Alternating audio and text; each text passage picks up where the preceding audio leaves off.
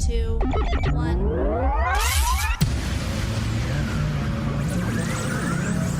Ready. Just relax and enjoy the ride. In crowd, 815. In crowd, 815. In crowd, 815. In crowd, 815. 815. City of DeKalb. They've got something coming up. Go figure. Barbed wire weekend is what they're calling it. And Brad is on with us this morning. Good morning to you, Brad. Good morning, Greg and Tom. Thanks for having me. Thank you for joining us today. Before we get into all things DeKalb County and the Convention and Visitors Bureau and this special weekend, tell us about you. Where did you grow up and go to school, and how'd you find yourself working for the DeKalb County Convention and Visitors Bureau? No, sure thing. I'm very much a part of the 815, gentlemen. I was born here in DeKalb, although I wasn't raised here. My parents were originally from South Beloit, and so shortly after I was born, moved back to South Beloit. So I grew up in South Beloit in Rockton and went to Hononegah High School, and then back to NIU to go to college. Spent 4 years here in college, and then got my first job, believe it or not, in the media business, doing radio. Okay. Started at WRHL in Rochelle. Did some radio at WLUV up in beautiful Loves Park, Illinois. Oh, the Love Pump. Joe Salvi. Legend, Mr. Salvi. Yeah, I worked for him as well. Yeah, was the voice of the McChesney Park Harlem Huskies for a couple of years. But some people of a certain age may remember my time as a reporter and anchor and sports anchor up at WIFR in Rockford. All right. I worked for 5 years, and what a great experience that was, working with some great people and a lot of great memories up there, and really kind of cut my teeth in the media business. And I came back to NIU, got an opportunity to produce our coaches shows and do a lot of promotions and marketing on the video and media side for NIU. And I did that for over 20 years, produce our coaches show, Inside Husky Sports. I was the host of that show for 10 of those 20 years, besides being the producer and director. And then I moved into university administration, and I was our media relations director, did our marketing and communications effort, and I was a spokesperson for NIU, and then came full circle and went back and did a little bit of fundraising for NIU athletics. So all total, I worked 30 years at NIU, but part of that time, I was also got involved in the DeKalb County Convention and Visitors Bureau. And that's our destination marketing organization for DeKalb County, very much like the Rockford area CVB up in the Rockford neck of the woods. And I was on that board for about 11 years and was the chair of the board. And when I cycled off the board and retired for NIU, they hired me, foolishly enough, to kind of be a jack of all trades. And my title is Special Projects Manager. And it's a part-time gig, but very much we're doing something every day. And we have a great team. It's a small team, but a great team. Our executive director is Courtney Strohacker. Catherine McLaughlin is our marketing director.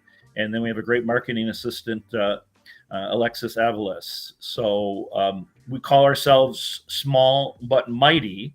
But it's a great group. I'm kind of like Grandpa Brad, guys. But I tell people, they're like, "How are you enjoying retirement, Brad?" I said, "I'm failing it miserably and loving it." That's a good way to look at it. That's a great way to look at it. Yeah, it's a great job. And if you would have asked me, 10, 20 years ago, would I be employed in tourism, travel in the area? And I probably would have said, well, I'd be involved in some way, maybe through my efforts on the board, but I didn't think I would be employed by it. But it's really, with everything that I've done throughout my career, it's kind of a great fit. When I was at NIU, people said I was one of the biggest cheerleaders for NIU, and I'm still a big cheerleader for NIU as my alma mater and working so closely with the institution. But now I get a chance to be a cheerleader for all great things in DeKalb County. And so that's why I'm excited to be with you here this morning. For those who don't get out to DeKalb or Sycamore very often, we hear about the Corn Fest, right? And maybe we hear about Barbed Wire Weekend. Is there what is there? And of course NIU, all things NIU. What is there something that you could say is maybe one of those little known facts that this is something, one of the gems of DeKalb County that people tend to overlook, that you're kind of confused why they overlook it? That great question. And I'll give you a couple of things. One of the things that we have here is we have some great makers. And those are the folks that either grow products, make products that are sold not only throughout the region and throughout the state of Illinois, but all across the country and across the world in some cases. And we have 5 organizations or 5 businesses that are a part of the state of Illinois' Illinois Made program. And among them are our distillery, Whiskey Acres, located in DeKalb, award-winning spirits, including some fantastic bourbons and ryes. Jonah Mac Orchard, which is opening here in just a few weeks at the end of August. Obviously, it's an apple orchard, but they have a corn maze. They have a visitor center there, a cider house, they call it. Fantastic apple cider, hard cider, amazing destination to go in the fall. We have 2 wineries, Prairie State Winery in beautiful Genoa and Waterman Winery in Waterman, Illinois. And so these are, we call our Illinois makers. We also have Angie Sugar Buzz Bakery down in Sandwich, Illinois, and Sub 70. And I heard Tom talking before we went on about golf. And Sub 70 is based in Sycamore, and they make high-end golf clubs, but for a very bargain price. And how good are their golf clubs? We have there's several professional golfers on the PGA Tour, on the Senior Tour, on the Korn Ferry Tour that are playing their golf clubs. So that's kind of some of the hidden gems that we have here in DeKalb County, and great places to visit, to explore, and to partake in when they pay a visit to us. Nice. Tom will take some of those clubs. I need some. They're fantastic. It's online. You can go to their shop right in downtown Sycamore on State Street and get a fitting. And we're online. If you check them out online or check out some of their videos on YouTube, it's just a fantastic brand, and we're very excited that they are now designated as a Illinois maker, an official Illinois maker through the Illinois Office of Tourism. Cool. You didn't lose a club when you fell in the water hazard, did you, Tom? No, I did not. I just lost my dignity and 1 golf ball. Wow. A moment I will never live down. Well, and the 3 people that saw it with you, right? So you're okay. We're all right. Yeah. No other video evidence. Barbed Wire Weekend is a ways away yet, but it'll be here before you know it, right? So tell us, what is Barbed Wire Weekend? Well, as you mentioned, one of the legacies of the DeKalb County area, and in DeKalb in particular, is barbed wire, and of course our barbed wire barons, as they are known. Joseph Glidden is one of them, and the others are Isaac Elwood and Jacob Haish. Not only were they purveyors of barbed wire, it was a massive industry in the late 1800s. They were among the richest men in the country at that time, and they also were the founders of Northern Illinois University. So 3 very instrumental historic figures that are celebrated and renowned even today. And but this is going to be the 150th anniversary of the patent for Joseph Glidden's winner. And that is the design that really was the, I guess, the launching for the catalyst for the explosion of barbed wire. And so to commemorate that anniversary, the Glidden Homestead, which is run by a descendant of Jacob Haish and Jesse Haish LaRue, and the great board that they have over there, they are hosting a barbed wire weekend, which is scheduled for September 28th and 29th.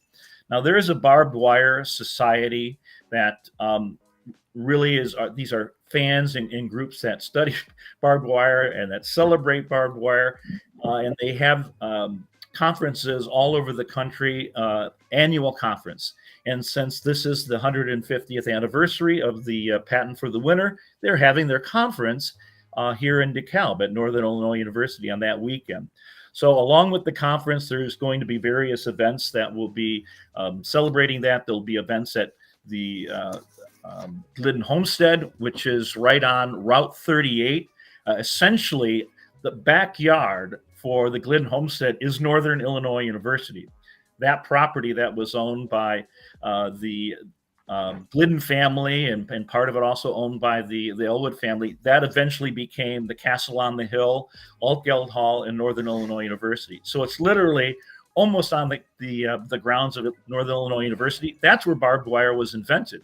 So very easy to get to, but there will also be tours of various farms in the area, historic locations. Obviously, the Elwood House, which is a beautiful mansion maintained by the DeKalb Park District, and that is nearby in DeKalb. And so there'll be a lot of different events associated with that. There'll be a dinner, but it's a big weekend here. And so there's not only barbed wire weekend, but there's other things going on in DeKalb and DeKalb County on that weekend. So we're really excited to have these people coming from not only all over the country, but really all over the world to celebrate this invention that essentially changed the world and continues to make its mark today.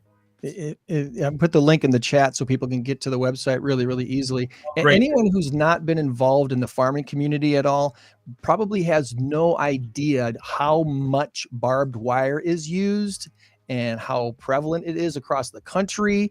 And it's once you kind of stop and think about that, it's no wonder that the guy who invented the best form of barbed wire got stinking filthy rich.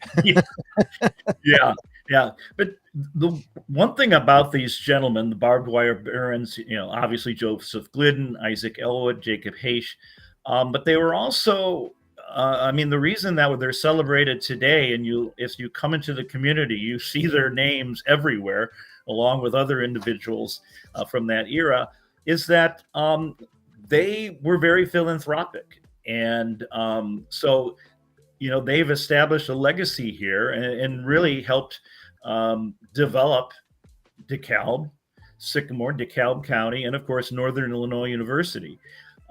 So these were, more than just gentlemen that were, very creative, obviously very innovative. There's a lot of agricultural innovation. That's another thing that DeKalb County is known for. Obviously, people are familiar with the flying ear of corn from the old DeKalb ag days. But these folks made a mark by giving back to their community, and that's why they're so celebrated today. And that's why there was other forms of barbed wire, but what these guys did, particularly Joseph Glidden, who was the first one, they created a technique that it could be mass produced. Right. That's the reason why it was such a big deal back there in the 1860s, and why it's still a big deal today.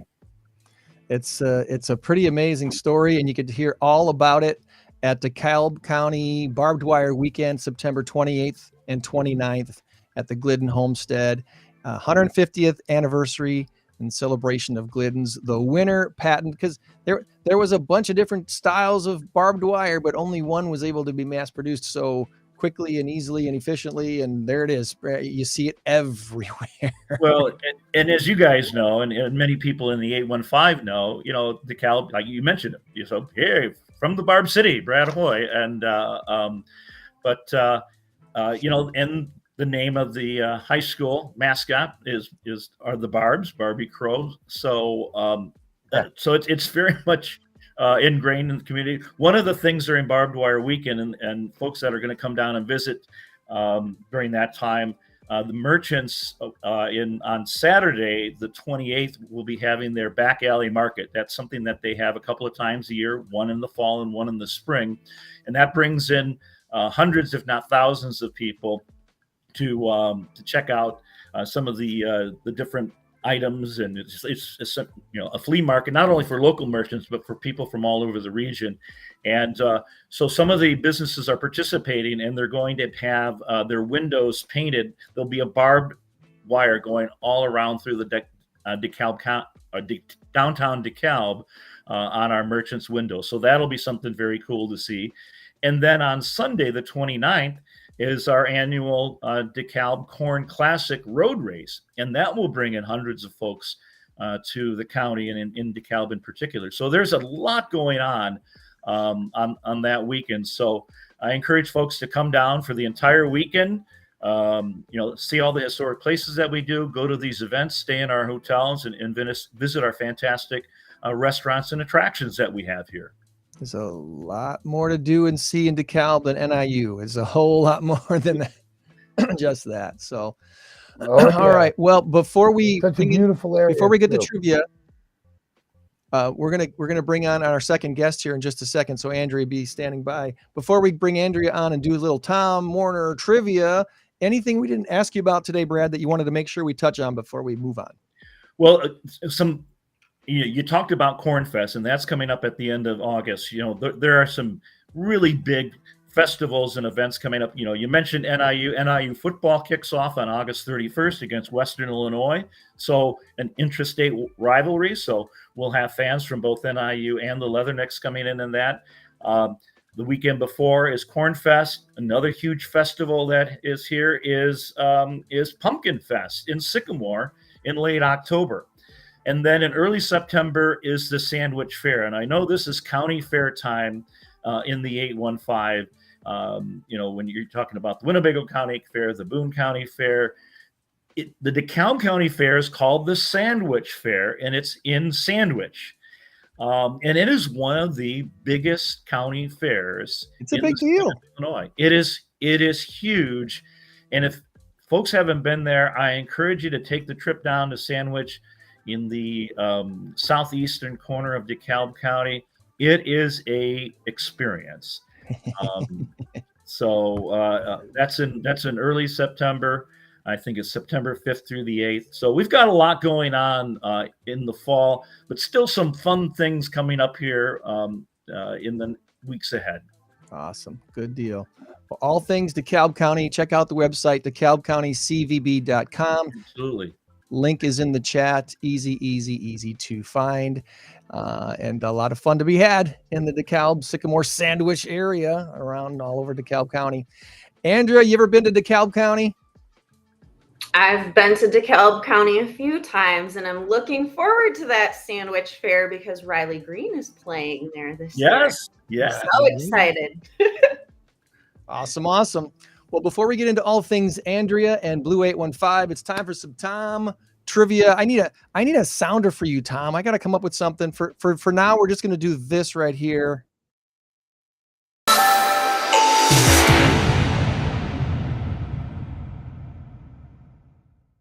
Only because it's short and sweet and kind of dynamic. Okay, Tom, what do you got for trivia this week? A little bit anticlimactic, but hey, we'll work on that one. All right. Well, poor Andrea, she's jumping right into the fire. That's not even fair. She didn't even get a chance to warm up. I'm not even great at trivia either. We're a team. We're a team, Brad and Andrea. We're a team. You're a team. You're all three. You're all three able to get. No, you won't need it. Don't worry. All right. Here we go. Question number 1: movie locations. In which country was the movie franchise Lord of the Rings filmed? Once again, in which country was the movie franchise Lord of the Rings filmed? I'm pretty sure I know this one, guys. All Do you have a guess? three, I believe, filmed in one country. I'm gonna throw out a random guess of like Scotland. I don't know. Good guess. I don't believe that's the Very answer, good though. guess. It's not, Brad. I would What about say Iceland. Also a good guess. I'm Iceland? pretty sure, though, Good everything was guess. filmed in New Zealand. I think it was down New Zealand. under. Okay. New Zealand is correct. New Zealand is correct. But both of those are very good guesses. Well, we Yeah, both right. picked island countries. Yeah, that's right. That's right. All would have made All sense. right. All right. Here is the next one. I've got five. I've got six of them here. On with three of them. Here we go. How many points do you need for a victory in a game of pickleball? Assuming, of course, that you got to win by two. So forget the tie thing. If you win by two, how many points do you need for a victory in the game of pickleball? A game which I've never played. I know this one. Okay, good. 11. 11. 11 is correct. Nicely done. All right. I got the pickleball paddles for a birthday gift, but I haven't used them yet, so they're still brand Get new. out there, Greg. I got to get out there. All right. Here is the final question. This is a multiple guess. So, but it's a fun one, I think. According to Energy Star, and I don't know if it's .com or what, I think it's .com. The United States, it is the United States Environmental Agency's energy saving. It's not a .com. Average person does this at least 33 times per day. Is it flip a light switch on or off, or the refrigerator door? Once again, according to the United States Environmental Agency Energy Saving Program, the average person does this at least 33 times per day. Is it flip a light switch on or off, or open the refrigerator door? Here we go. I'll jump in and get. I'll take the first guess.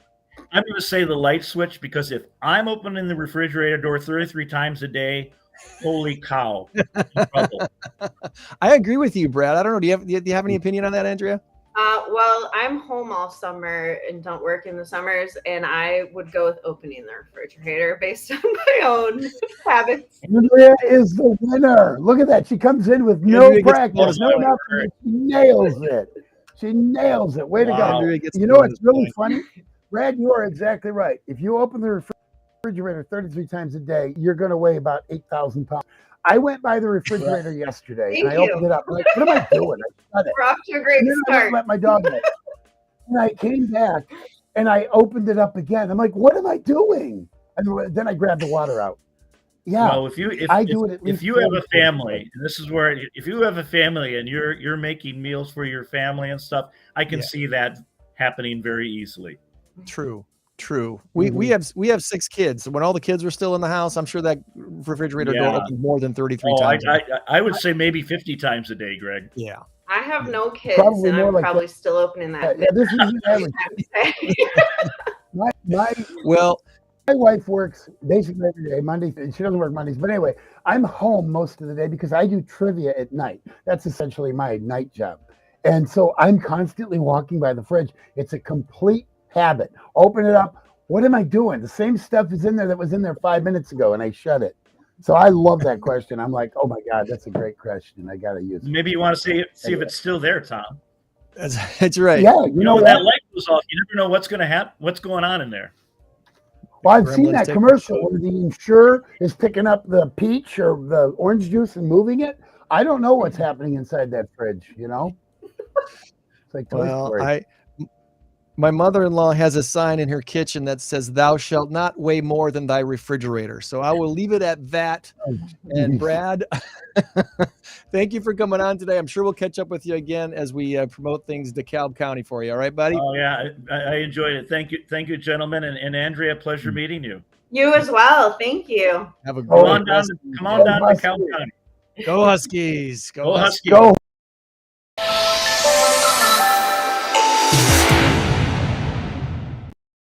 Our guest this morning, Marshmallows Hope, is an organization that's fairly young, has not been around all that long. So maybe you've heard of it, maybe you haven't. And we are lucky enough to have Laura to come on the show with us today and explain all about what Marshmallows Hope is all about. So, Laura, thank you so much for joining us on the show today. Thanks for having me. Absolutely. We're going to rearrange the screen slightly here. Boom, boom, boom. Put you in the feature spot right there. And as we always like to do, Laura, we like to learn about you first. So before we get into your organization, tell us about Laura Kane. Where'd you grow up and go to school? And what was your career aspirations? And how'd you end up here? Well, so I actually grew up in Florida. I grew up in a little town called Davenport, right in between Orlando and Tampa. Disney World was my first job. And I worked there until I was 21 doing like customer service and character entertainment. So it was a lot of fun. And when I was 28, I moved here to Rockford, Illinois. So the majority of my career was in sales and customer service throughout my lifetime. Okay. So was there, obviously working at Disney gave you a really cool experience because what they do for customer service is world renowned. That gave you a great launch pad to start a career, didn't it? Yeah, they have the Disney University that you go to learn how to best treat their guests. So yeah, it was amazing. I'll put you on the spot just a little bit. Is there a mantra or a slogan or a saying or something that they really, really ingrained into you that stick with you today that you still remind yourself every once in a while of, hey, this is the way to do it? Believe it or not, pointing. That was like the big thing. You know, if you were directing somebody to do something or go somewhere, you were not allowed to point. And so to this day, like when I'm giving directions, I use my hands and I'm always pointing with both fingers. No one finger pointing. Right. Yeah. It was rude. You couldn't do it. I've heard that before. Yeah. If you have the time, guide the person to where they need to go. If you just absolutely don't, use your whole hand and do the whole directing, not pointing thing. Yeah. Gotcha. Okay. So you make the move to Northern Illinois and get settled into here. And at some point you start Marshmallows Hope. And obviously we want to know why you call it Marshmallows Hope and what it is that you do. So what kind of led up to the start of Marshmallows Hope? Well, it was it was the most tragic time in my life. So in 2018, I lost my 14-year-old son to suicide. What at the time when it happened, if you would have asked me, I never knew my child was hurting. He was never diagnosed with depression or anything of the sort. But that journey later on, 2 years after his death, COVID happened and I began to hear about more youth suicides. And I felt compelled that I needed to drive change. And so we'll get into that in more detail, but why I called it Marshmallows, it was Zachary's nickname when he was young, and he actually used to hate it. He used to be, don't call me that. That's such a dumb name. So I can actually hear him laughing at me like, seriously, Mom, you named it Marshmallows? But I just didn't want it to be like the typical Zachary Burkholz Foundation or, I wanted people to I wanted it to be catchy and for people to ask questions, right? That's a lot of wisdom in that.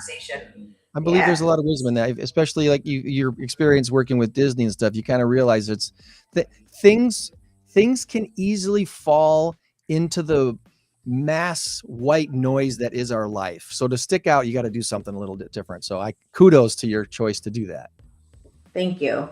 And HOPE is actually an acronym for Hold On, Pain Ends.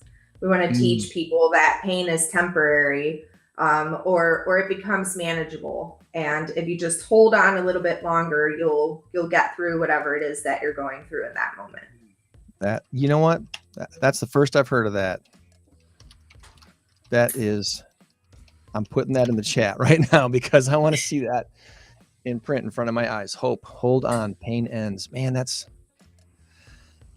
great. That's encouraging because we need to hear that. We all need to hear that. It's not what's the way to put this? I guess we are not all immune to sad feelings, to hurt feelings, to feelings. we all have a wide range of feelings that we deal with, and sometimes that's a wonderful, great thing, a mountaintop experience, and sometimes it's a valley. And trying to understand the person who doesn't consistently live in the meadows of life, the slowness of, and there are people like that, but most of us aren't. There's lots of ups and downs. So like you say, your son never gave you any indication that he was struggling with stuff. And was there, hindsight being 2020, was there something that you were like, maybe that meant something that I didn't really grasp at the time?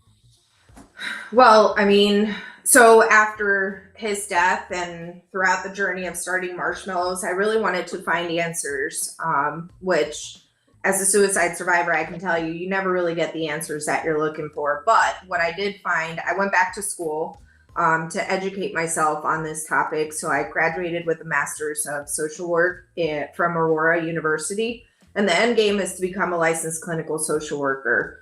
But through that journey, I can actually check off all of the warning signs, all of the red flag signs that I missed that are so easily confused by normal teenage angst. So sadly, we were victims of domestic violence. So trauma is one of the highest contributors to suicide. Unfortunately, the kid's dad was abusive, and I think that carried on. Even though I was the mom that left and did everything right, still from a young age, I think that was a contributing factor. Also in school, kids find things, they can only see things in the now, right? Like what they're going through is so impactful to their lives in the moment, right? And so they don't have the ability to understand that, like we say, that pain is going to subside. And so he was dealing with some things, some accusations in school. And I think that was really, he was just starting high school. So he kind of started his high school career or his high school journey without his best friend. They had a fallout. And so those types of things, I think, are ultimately what were truly affecting him, was that he couldn't see past the, how am I going to survive this? So. Yeah. And it seems that, again, this is hindsight being 2020. You think that, wow, how important is it to be multiply connected in different areas of life so that you're not so dependent on one thing? Like you say, like a best friend. If you have one best friend and nothing else in the world seems to matter but that one best friend, it's Right. hard to get over that falling out because you don't have anything else to kind of focus on. And having multiple things that interest you, that give you some joy in life, it's really important to find those multiple things. So Marshmallows Hope, you start this, what was it, been 5 years now, 4 years? It's actually 3 years, and it's 3 years, 11 months old. On September 15th, it'll actually be our 4-year anniversary. Okay, so right there the same week as Kevin's event for SOS, which you work kind of hand in hand with a little bit. Can you tell us about the relationship you have with other organizations and how Marshmallows Hope fits into that? Yeah, absolutely. Well, I believe that collaboration is the key to prevention. The more that we collaborate with other organizations, the more that we can provide more services and more resources for the families and the people that we serve. And so Kevin Polkey's SOS, Shatter Our Silence, specifically, back during COVID, again, COVID was, extremely difficult for a lot of people, but I feel like that's really what pushed me into my greatest purpose. So during COVID, I wrote a book and Kevin reached out to me and said, hey, would you like to be on my podcast? And then after that moment, we hit it off and he invited me to be part of his Shatter Our Silence board. And so what we do through Shatter Our Silence is Kevin actually provides education about the at-risk warning signs for youth and young adults who may be struggling with suicidal thoughts. And so he goes around and he educates people in the community. So I've learned through that education is key to prevention. the more people that we can educate, the more people that we can teach about the warning signs. Again, I was that mom who didn't know, right? And who thought that there were no warning signs. Had I known what to look for, then maybe my journey or my story would be different today. So, so definitely it's huge. Kevin has been a huge part of Marshmallows Hope. He's a huge advocate of our org. And he was actually the first person to truly believe in our mission, in our mentorship program. We contracted therapists that were employed by Kevin when we initially started to provide pro bono counseling services. So he is an extremely big part of Marshmallows. His son, Caleb Polke, actually is one of our therapists here at Marshmallows. So we just love and appreciate the Polkes all around.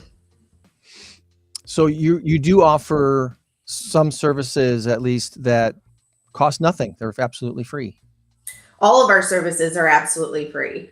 So, when I started Marshmallows Hope, it started as a mentorship program. I started picking up kids, taking them out to eat, going bowling, doing one-on-one activities with them. But while I was mentoring these kids, I quickly realized that there was there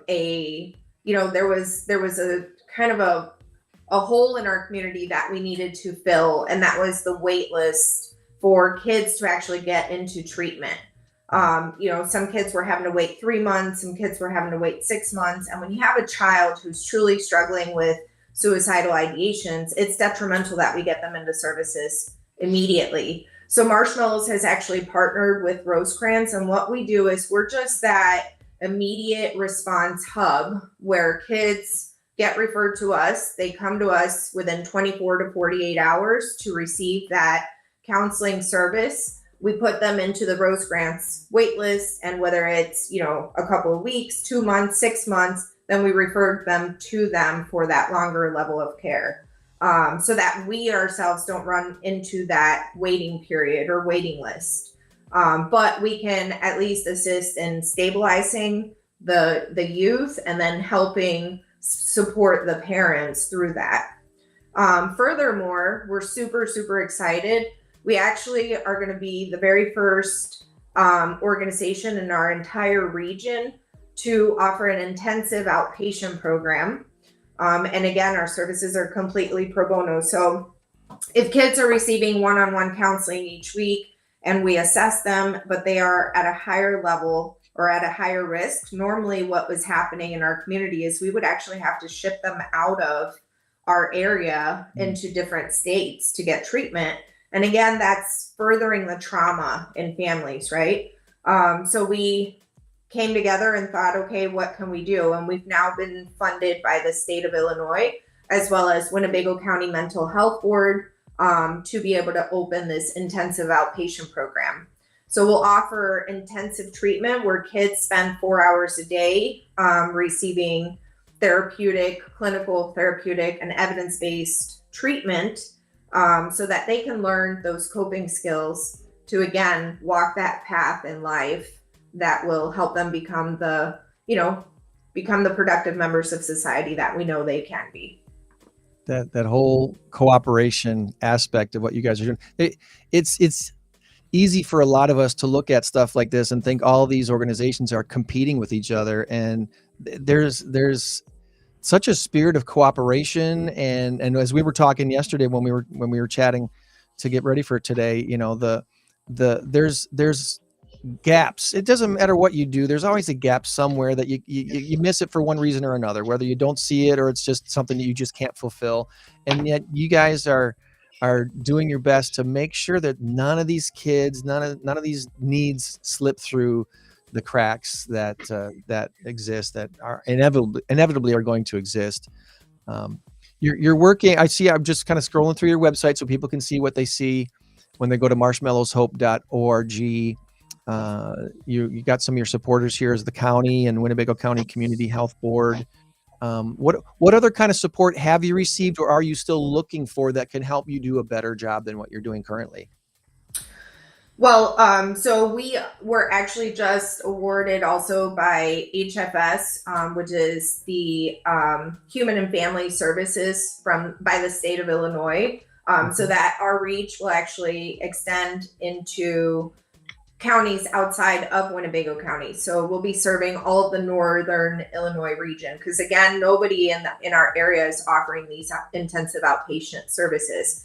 However, because we have such a huge area to cover, and all of our services, again, we don't charge families. We don't care if you have a higher socioeconomic ability to pay or lower. We don't even look at that. We just want to ensure that kids are getting the services. So we need the support of the community.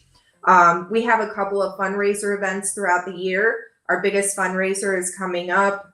It's at Union in downtown Rockford on October 11th. If you go to the events page, you can actually see that. And so we just ask the community, if you have a business and would like to be a business sponsor, or if you, just attending the show, Miles Nielsen and the Rusted Hearts are actually going to be playing that night. So if you want to just get out and come out for a fun night, all of those things, all of the money that we raise go to serving the kids in our program. The other thing I want to mention too is we're super excited to launch this program. So on September 16th, which actually it'll be exactly 6 years to the day that Zachary died. That day we're honoring his life and his legacy by doing a ribbon cutting ceremony at our new location, which is over by Cherry Valley Mall. And if you go to our events page again, you can see the grand opening. We're going to have activities for kids, hors d'oeuvres, drinks, and anybody's welcome to come walk around our facility. So we're still trying to raise funds to help us build a gym downstairs in the basement, because again, when these kids are with us for that 4-hour period throughout the day, we take a holistic approach to healing. So we utilize evidence-based clinical treatment, but we combine it with soulful, like body, mind, soul, exercise, art therapy, and even gardening, to give you guys some examples of the activities that we do with the kids. Cool ideas. Very cool. So there's the Facebook page there. I think I shared that on the chat already. If I didn't, I will make sure to do that again here. Yep. Got your Facebook page up there. So Laura, you said something a little while ago that struck me. I think it's very important. You said that he had this one best friend, they had a falling out, and that may have contributed to whatever was going on. There were obviously multiple things probably going on. I think, my own personal opinion, I think it's so very, very important that you don't put all the eggs in one basket, that you have a multitude of friendships and uncles and cousins and teachers and whoever that you can turn to if you're feeling lonely and scared and all of that. And so many of us had those feelings when they were 10, 12, 14. Say, I'm one of them. I grew up with crossed eyes, and I grew up with, a lot of different things. And I always felt insecure. I always felt like I didn't have anybody. And some very, very good friends came into my life. And of course, God came into my life when I was 16. That all helped. That was incredible. And I think it's so very important that you have those mentors. Is there anything that you work on that you can do to help foster that, like social groups and maybe even church activities or anything like that? Because I think they're very, very important. Yeah. So, when I went back to school, I learned about protective factors, right? So what a protective factor is something that can help somebody who may be in that darkness stay alive and survive. So for example, for a young child, it could be a pet, right? I don't want to leave this earth because who's going to take care of my dog if I do, right? Or who's going to take care of my cat? So that is the protective factor. So when we created the mentorship program, we created it with that in mind. And so what we do is we pair up the kids with a mentor. So the mentor becomes that child's protective factor. If the child is in that darkness, they at least have that mentor or that, that adult to go to if, again, they find themselves struggling. So, but other things that we do, we have teen groups so that kids can be with like-minded kids and kind of learn from each other and lean on each other. We're actually also developing an app where kids will be able to talk to one another all the time. So, because the reality is kids love technology. So we're in the midst of developing that. But what I suggest to parents, getting your kids involved, as you said, in church activities, sports, building that line of protective factors for your child will help them in the long run stay involved and feel whole. Because the reality is that as human beings, we were not created to be alone. That's why COVID was so detrimental to our youth, because we essentially isolated them and we took them away we took away their protective factors. So if you notice after COVID, we had a spike in youth suicides, but that's exactly what happened, right? We as parents have to be, just have to put those things in place for our children to make sure that they feel loved and nurtured. And we also, so one of the other things that we do at Marshmallows is we also educate parents on not only the at-risk warning signs, but how to validate their child's feelings. Sometimes as adults, and I'm guilty of it, we get too busy in our own lives. And it's not that we don't want to hear that our children are struggling or we don't want to see it. It's just that we, essentially we think, hey, you guys are going to be okay, right? But if our child in that moment is truly struggling and feeling like they're not good enough, we need as parents to really sit down and validate that. I see you, I hear you, and I'm sorry that you're going through this. And then teaching them, painting that picture of tomorrow for them, painting the picture of it's not going to stay like this forever. Because again, kids don't have the capability of seeing past the right now. Oh, I couldn't agree more. I couldn't agree. You, you said it earlier too. You said, we just think it's normal teen stuff. Yeah, part of it is. A big part of it is. But it's that small little piece of the pie that's not normal teen stuff. And we have to be able to recognize that. And I think that's so very important.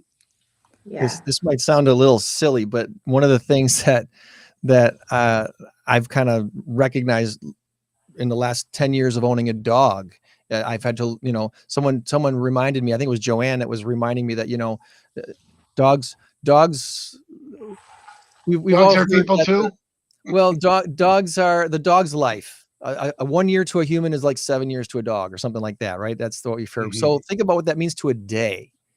1 day of a human's life is like 7 days to a dog's life. So when you're gone for a few hours, it's like you've been gone for a couple days, No, that's an interesting point. I had not ever thought of that. My dog Knox, I can go to McDonald's and I come back a half an hour later. He's just tail wagging and all that. So what is that? That's a day and a half for him. It's been way longer than you think, and that's why they're so stinking excited when you come back. And I think, and maybe the reason why I'm bringing this up is we kind of got to see sometimes we need to kind of see our children in that light too, that they don't see, yeah, sure, they see us as being old, but they don't see themselves yet as being old.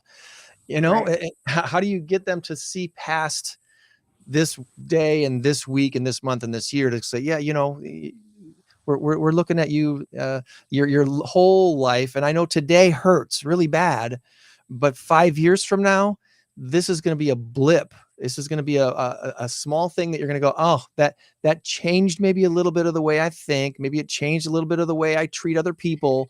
But it didn't end me. And there's more. There's more. So, is there, I know because your organization is so young, you probably have fewer quote unquote success stories than other longer established organizations have, but you've partnered with other organizations too already, which is really encouraging. Is there something that you can kind of start to focus on as far as a success story or a success partnership, something that you're just really, really encouraged by, that your organization is doing the right thing and going in the right direction? Well, so yeah, I mean, there's a lot of success stories.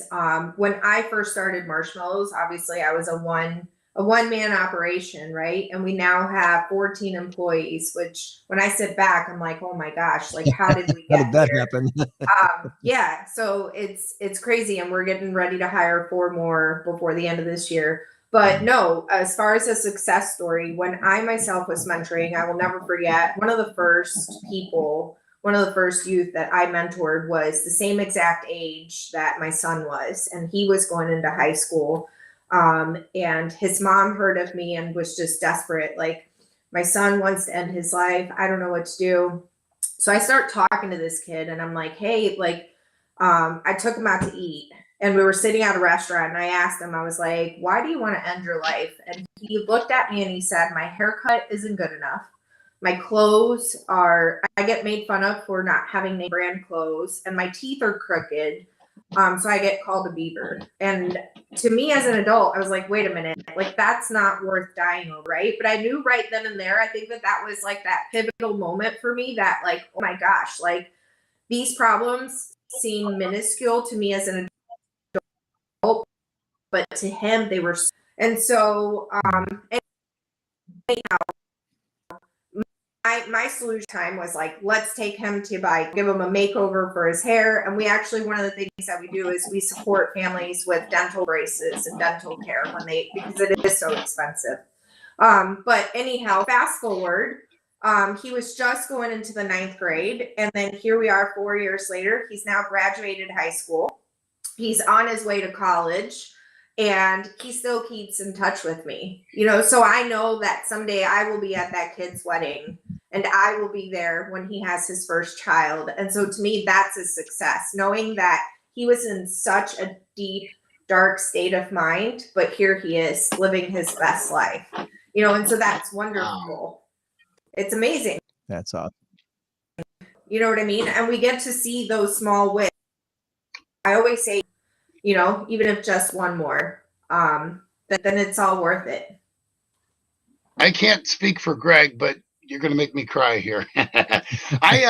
My niece suffered the loss of her son to suicide, and we talk about it often, and she still hurts. She really does. So I just want to say, God bless you. God bless you for what you do, because you could have easily cashed in your chips and said, you know what? That's the worst thing that could ever happen, but you're making something good out of it. Not that anything good can come out of it, but maybe something can. If you save a life, 2 lives, 5 lives, 100 lives, whatever, and you get the word out there, and now suddenly the teeth thing, the hair thing, the clothes thing isn't so bad, because you know that you're loved and you know that you have friendships, and maybe there's puppy therapy. There's so many different things that can be done, but it's got to be caught. It's got to be understood that this might be deeper than what we think, because we look at things from an adult perspective. We got to put ourselves in those shoes and look at it from that 14-year-old perspective, the kid who's hurting and feeling lost and lonely. To us, it's just something, like you said, minuscule. Great word. I mean, it is something so small and insignificant, but to them, it's not. It's their entire world. So God bless you for that. And oh boy, your ministry will be in our prayers. I guarantee you that.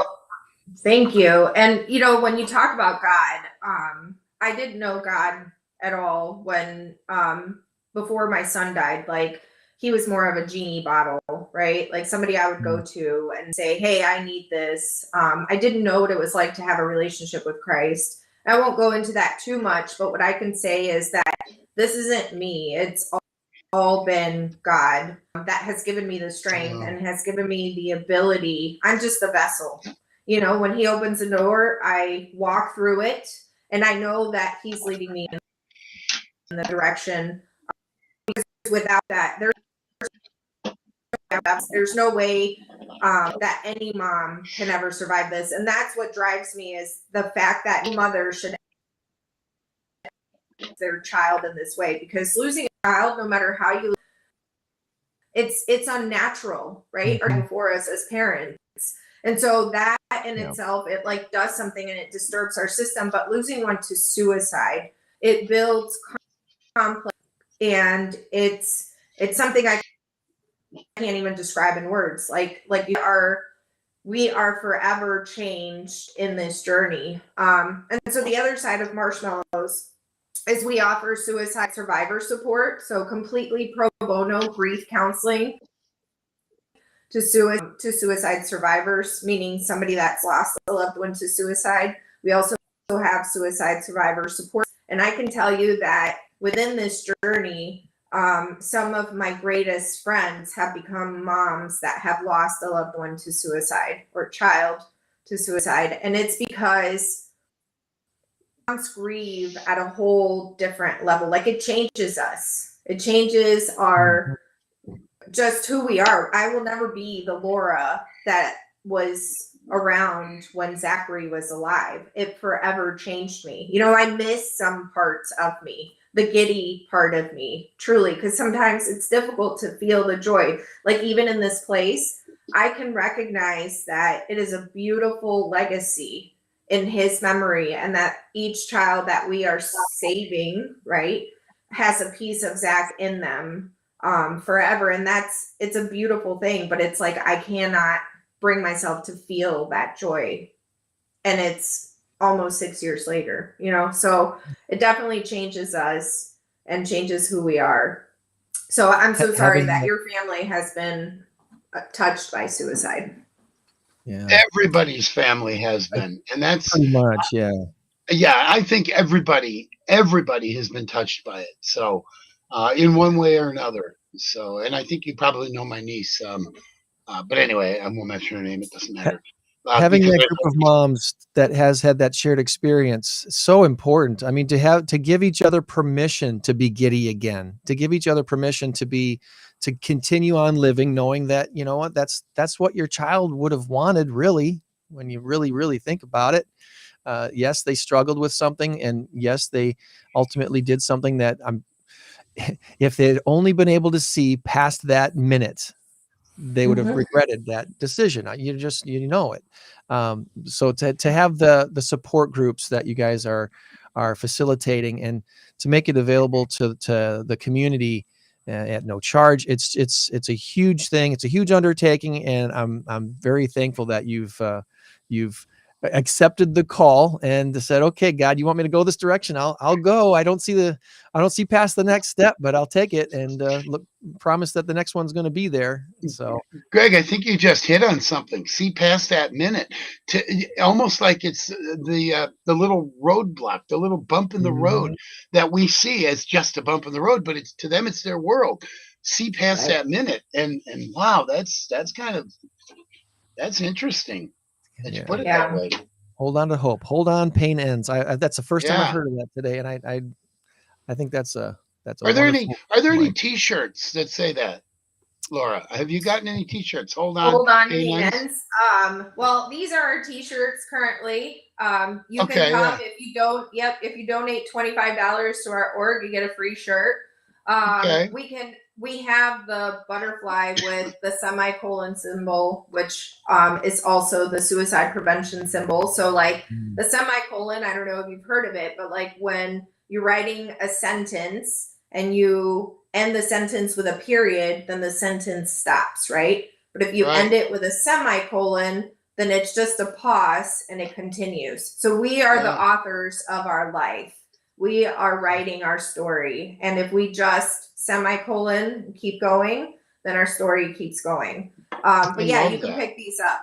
So we'll have to get some made with the hold on pain ends, maybe hashtag hold on pain ends in the back of them. That's a good idea. We also will have, we'll have some beanies for the winter, sweatshirts. So we do have the Marshmallows Hope swag if you guys want to help support. Is there a website for that? Is it just your normal website, then you can scroll down, or what?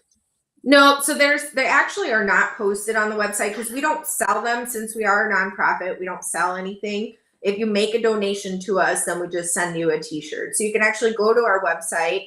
and then make a $25, minimally $25, and then just write us an info email with your t-shirt size, and then we ship that to you. All right. Or you can come to the building and pick it up. Yeah. All right. So the address of the building is 1628 Temple Lane, and that's in Rockford. okay. All right. And then the website is marshmallowshope.org. Marshmallowshope.org. Got that in the chat for everybody there. And I'm sure our friends over at Fresh Prince of Loves Park would be glad to put on the back of your Marshmallows Hope shirts. Hope, hold on, pain ends. That'd be awesome. That'd be very cool. That would be really cool. Laura, is there anything that we did not ask you about today that you wanted to make sure we touch on? I know we've opened up all different cans of worms. We could have chased bunny trails for hours, but I think you summed up your organization pretty well. Is there anything that you'd like to make sure we add before we move on today? No, I mean, I just want to add, first of all, I want to thank you guys for the opportunity of having me on. But what I want to add is that if you or a loved one are struggling, to please know that you would be missed, and that in no way would your family be better off without you here. And so please know that we have incredible resources in the community, whether you're an adult or a child. If you reach out to us, we do have amazing partners in our community where we can refer you to. We also have a veteran program that we can refer you to. And so again, it doesn't matter your age. You don't have to suffer in silence. There's help and there's hope, and we're here for you. So although this organization was started and inspired because of a teenager situation, this is not a teenager organization. This is for everybody. Yeah, so our services are pro bono to ages 9 to 26. Okay. And then for suicide survivor families, there is no age limit. Doesn't matter what age you are. If, for example, we have a 27-year-old or a 30-year-old who's struggling, we have partners in the community that we can fast track them into for either no cost services or very low cost services. Nice. Yeah. Good deal. So marshmallowshope.org. Again, we got the link in the chat. Makes it easy to go right to their webpage and see all the stuff that's going on. Check out their Facebook page and all the events that are going on as well. And I want to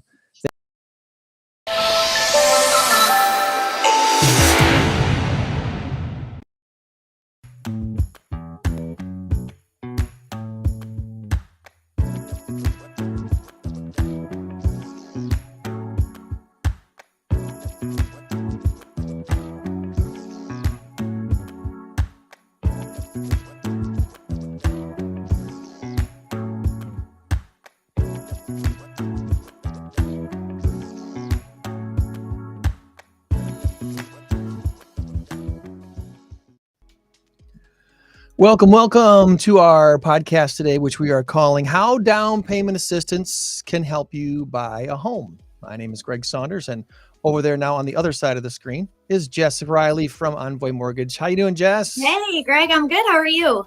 Wonderful, wonderful. It's a beautiful day in Northern Illinois, and happy Monday. Time to talk today. Yes, absolutely. Well, as we get started, we want people to know they are welcome to share in the comments their questions, and we'd love to hear where you are listening and watching from today, even if it's not in Illinois. Let us know where you are at, where you're from, and the number one thing, if you have any questions for us today, and if we don't get to those questions during our live portion of recording this, we'll try our best to get to them afterwards as well. But we really pride ourselves on being able to help our clients get the best outcomes possible. And sometimes that's fairly simple and easy to do, and a lot of times it's very difficult to do. So we're going to talk about some of that stuff here today on this podcast. So feel free to put in the comments where you are listening and watching from, and we're going to hang out here as we do this, record this live. Not everyone likes to do this, Jess. So I applaud you for doing this with me in this format. Oh yeah. Hey, anytime I get to talk to you, Greg, I'm happy. Appreciate that. This doesn't scare me. I think it's fun, and hopefully we get some interactions too. If we get questions going and stuff, I think it would just make it awesome and valuable. Well, we do have some folks also. I did get the Instagram feed to work, so we got some Instagram folks that can watch as well. And if you put your comments, questions there, I'll try my best to see them. Those won't pop up on my screen like other ones will. So you got a lot to look at. You're like checking screens. There's a lot. I feel like a TV producer. I was only in TV for about 7 or 8 months. I never had to do anything like this. I worked at a local TV station making graphics and running cameras for news. Yeah. In the studio. I was not a out of studio person. I was an in studio person. So yeah. But nothing like this. This is all wild. I got the easy job. I just gotta look at you and you tell me what you're seeing and what questions are coming up. And well, let's start with the most difficult question of all, Jessica Riley. Who are you? Where'd you grow up, and how'd you find yourself in the mortgage lending business? Yeah, so okay, boy, let me start with I went to NIU and I got a degree in business. I have been in the Rockford area my entire life. I never really left, so I grew up here. Even when I went to NIU, I commuted. I was working while going to college, and graduated in 2010, which didn't used to be. What did you go to? Let's not miss the high school. What'd you say? Which high school did you go to? I went to Harlem. Harlem. Okay, you're a Harlem Husky. All Harlem right. Husky. Harlem Husky, NIU Husky. I've just been a Husky my whole life. So then I was commuting when I went to NIU a little bit. Actually, I finished up at the NIU Rockford campus, which was fun because our class sizes were really small. So if you don't know about NIU Rockford, or if you haven't explored that as a college option, it was awesome. So that allowed me to work. I started working at a bank at that time, which is how I eventually ended up in mortgage lending in 2010. And then I have just, I've been in lending ever since, been in mortgages that entire time. So I kind of found myself really enjoying where I was working, and they were like, hey, we'll hire you after you graduate. And in 2010, like, if you had a job, that was a great thing. So it was right after the economy collapsed in 2008. For those who might be too young to remember that, the economy was building up to a point where in 2008, a whole bunch of stuff hit the fan. A lot of stuff that shouldn't have been happening that was happening. Yep. We don't need to get into all the details of that, but the cause of that crash, those factors really don't exist today. Correct. Yeah, it really changed the whole atmosphere of lending, and a lot of things changed, but specifically kind of in the lending arena. So when I started in 2010, it was a really interesting time to get into mortgage lending. A lot of people were exiting the business and telling me don't do this, and it's a really hard job, and guidelines definitely tightened up and things like that. But I feel like I was coming at it a good time because I didn't know how it was prior to 2008, like in 2005 and 2006 and 2007. So I feel lucky in that regard, and yeah, I've been in lending ever since. I've got a background working for a local bank, working for a credit union, and now working for Envoy. Envoy is really just a bank, a retail mortgage bank, but we only do mortgages. So it's really what we specialize in. And have some of the, different products and programs, some of which we'll talk about today. Okay.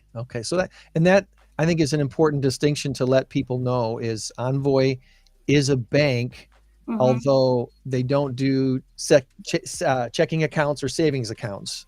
Correct. No credit cards or car loans or anything like that. We only focus on mortgages and HELOCs now too.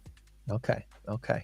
So that's an important distinction between other types of mortgage companies that might be out there that don't have the banking products that you might be able to offer to everyday folks who are looking to get a mortgage and buy a house. Correct. Exactly. Yep.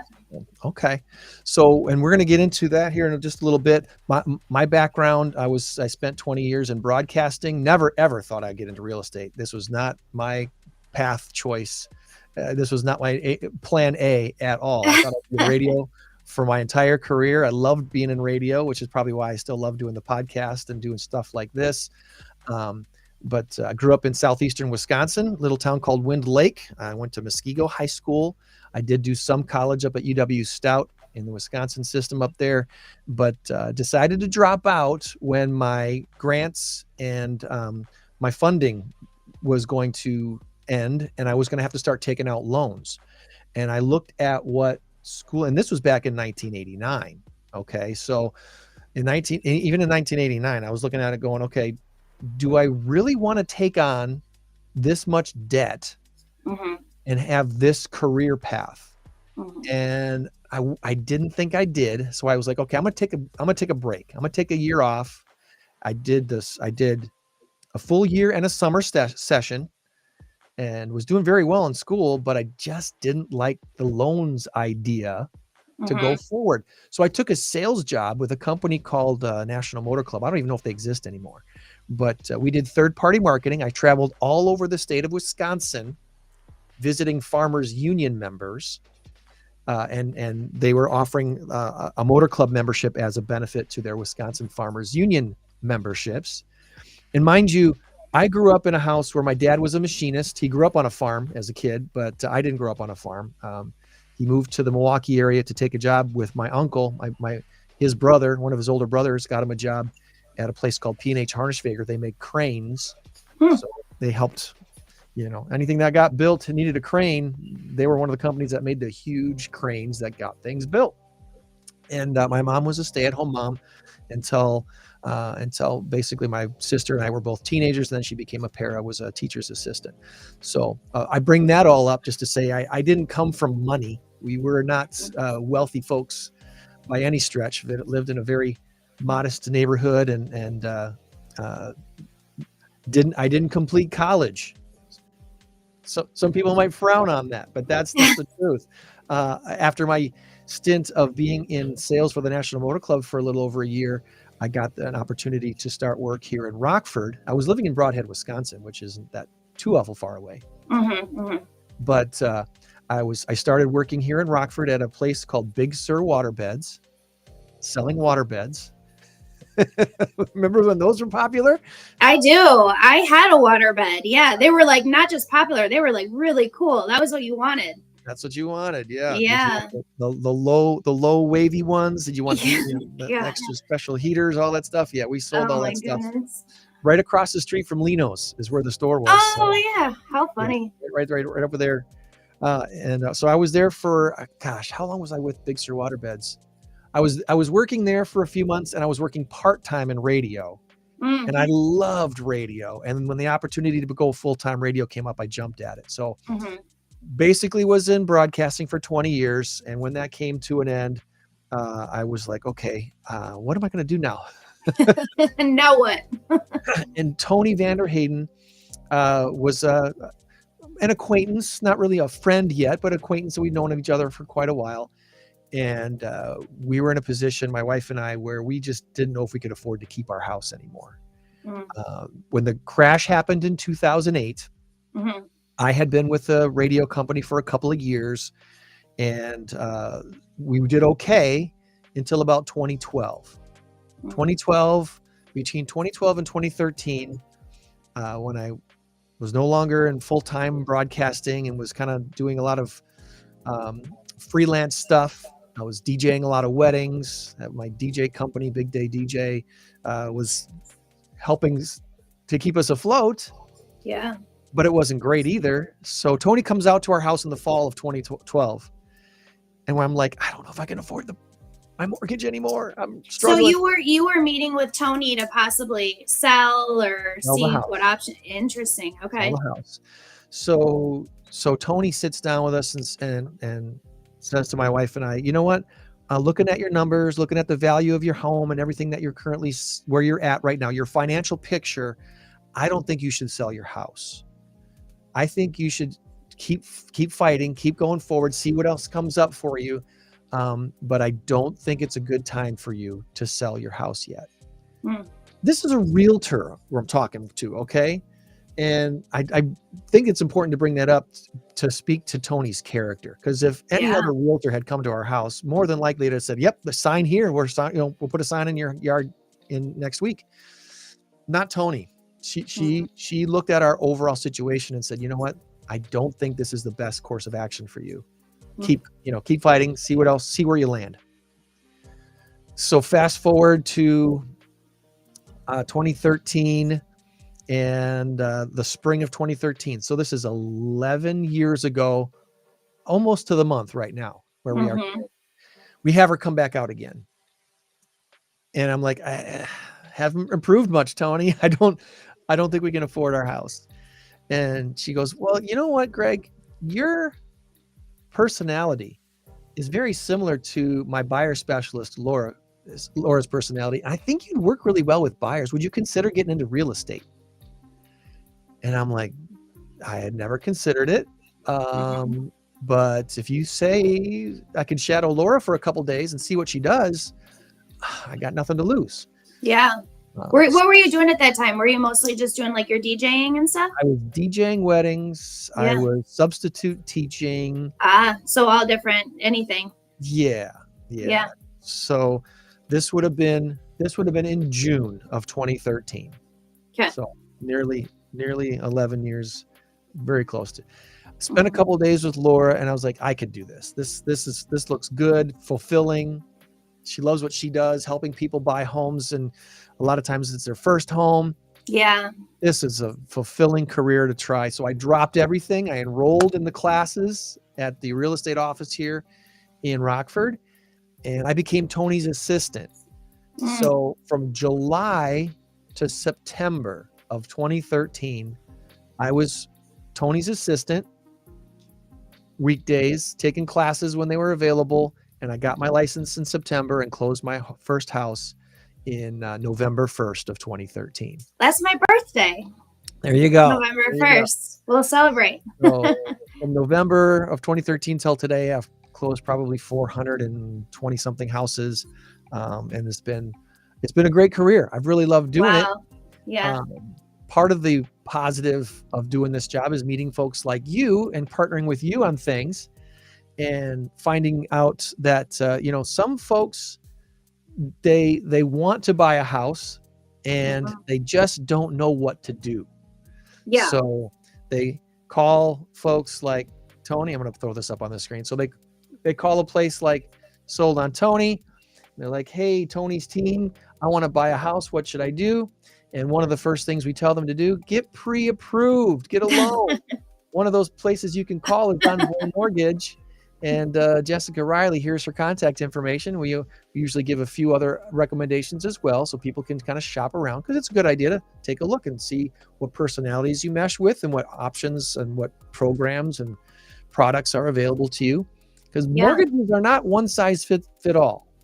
No, and that's what I tell clients this a lot. Like, most of my good friends are, from real estate, and a lot of them are lenders, and everybody has different products and programs and options. And so what might not work at one place might work somewhere else. And there's a lot of really great local lenders. And so we're very blessed in this area in that regard. And I would just encourage people to stay local, where, you're not just a number. We, know your name, we know your family. We'll be there at closing. I was at a closing this morning, and first time home buyer and her mom. It's just always fun. It just keep it local for sure. Yeah, absolutely. So let's start from the beginning. What is a home loan? What's a mortgage? And when people hear things like FHA, VA, USDA, so many acronyms. Loan, what is a mortgage, and what's the best fit for most people, I guess? Or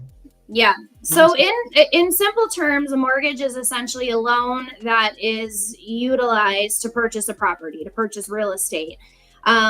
So I guess the place to start is just with contacting a local lender once you make that decision that you want to buy a house. And even before then, it's a good idea to take some action and take some steps towards improving your situation. So that might be different for everybody, but that might mean, working to save up some money which we're going to kind of get into some grant options and things like that later. But, saving, never a bad idea anyways. Even if you don't need the money for closing, have some money set aside in case of an emergency.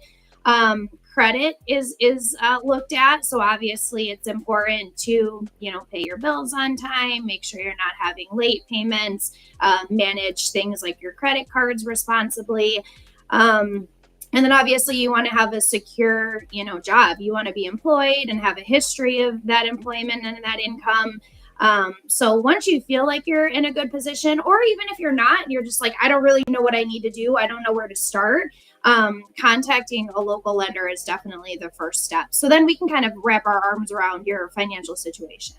And I think that's one of the important things to stress to folks is just because you might feel like you're not ready doesn't mean you shouldn't meet with folks like us to kind of help you figure that out. Yeah. And look what Tony did for me. She was willing to say, and I am too, because I tell you, I way more like a consultant, a salesperson. I'm not a salesy person at all. I like to consult people. Hey, guess what? You're not ready to buy a house yet, but here's what you can do to get ready. Or surprise, you are ready now, and we can start looking if this is the price range you want us to look at. Well, have that time, right? Because, if you want to buy today, but you're not quite there, you need to have a couple of things happen before that. I don't think you can meet with either of us too early. Like, I don't think that that's a thing, because we can always give you advice and help you out, tell you to pay down something, tell you to, save X amount of dollars or whatever that looks like for that specific client. It helps to have some time. Nobody likes to be rushed or, jump into something that maybe you shouldn't have jumped into just because, you didn't have time or your landlord was selling your property or whatever. It's good to allow yourself that time to plan. Yeah. It's a little different situation. I actually have a form when I meet with people at the office. One of the forms that I pull out that thankfully I normally set aside without signing, but every so often I got to ask people to sign it. I call it my permission slip to act like a crazy person. Because tell me about that. Because you just told me today is, what is today? April 22nd as we record this today. It's the end of April. You just told me your lease is up at the end of July. So you don't want to renew your lease. You just told me that. You don't want to renew your lease. Your rent's going up, and you would like to be in a house by July 31st. So we need to get on the ball. We need to get going now. And so you're going to sign this form telling me you want to be my priority A client. You want me to act like a crazy person, finding you a house now, because guess what? We might find you a house in 2 weeks and you might love it. And 5 or 10 other people might also love that house. And you might not win that first offer you write. Yeah. And the second house might happen the same way. It might be the 3rd or 4th or 5th time that we write an offer before we find the house that you actually get under contract. And how long is that going to take? I don't have a crystal ball. I can't tell you that. Right. So we're going to find you a house.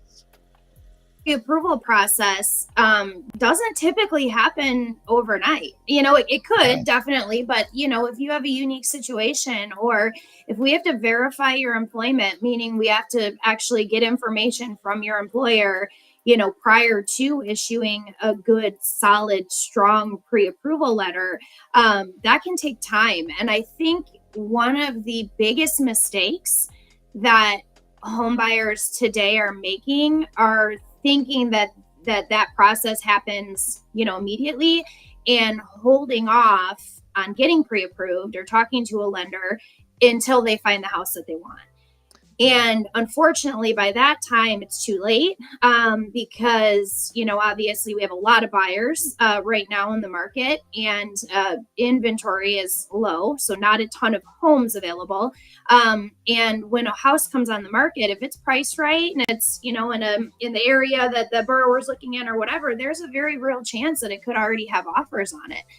And if that's when someone decides to apply, and get their paperwork together, it might already be sold by the time that, that letter is actually in place. So I would say in today's market, that's one of the biggest mistakes that people are making. is waiting until they find the property to talk to a lender. Not afraid to say it happens quite oftenly that a new client that we start looking at homes with, most of the time has to lose out at least on one offer before they start to actually take my professional consultation advice on what to do with that offer. Because I think and I get it, I'm that way too. I interact with salespeople and I feel sold on things sometimes, and I'd rather not feel sold on things. I want to feel like I made a decision that benefited me more than my salesperson that helped me make that decision. I mean, that's what we like to do. So when I'm telling people that have just told me how much they love this house, okay, so let's pretend that we're playing poker. Okay, you're sitting at a table with 5 other people who also want to win this pot known as the house that you're about to buy or try to buy. So you're telling me right now that you love this house, you really want it. So let's go all in. Yeah. What does all in look like for you? So that's specific to the client. I can't tell you what all in looks like. You have to tell me as the client, hey, I'm willing to spend, over asking price for this house. And what else are you willing to do? Do you have extra cash? Are you willing to cover an appraisal gap if the appraisal comes in lower than the sales price we agreed to? There's other strategies involved with trying to win a deal these days. That would be one of them. But what does all in look like for you, and how can we best put your best foot forward? Because here's the other confusing thing that most people don't get about people like you and I in this situation. Finding the house isn't really the difficult part. We'll find the house. It's going to be found.